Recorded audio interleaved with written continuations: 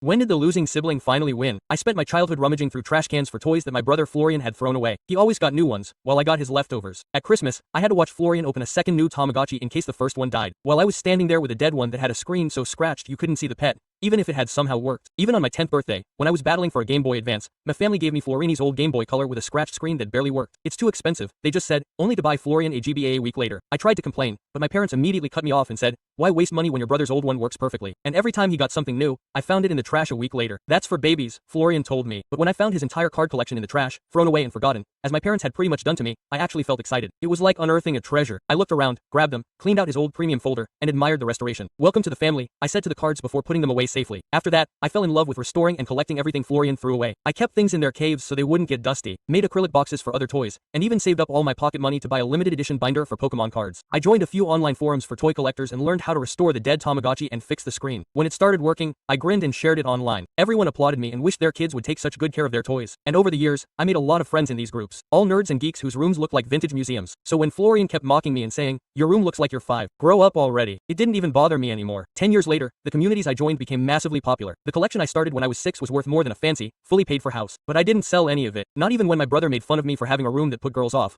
or when my parents shamed me for buying toys at my age. Ironically, my brother Florian had children of his own who were obsessed with Pokemon cards, just like he used to be. They wouldn't touch last month's cards and only wanted the latest packs. Florian constantly complained about how crazy the prices were these days and how black marketeers were buying up everything. 50 euros for a pack and I can't even find any. It's crazy. He ranted about his children. They cried and cried when they didn't get the exact new set they wanted, never really realizing that he was the same way years ago. But last week, the day before his birthday, Florian wrote to me in a panic. Are you home? Emergency. He showed up exhausted with 2 screaming children in tow. Every store is sold out. Every single day this week I've been hunting for these stupid cards.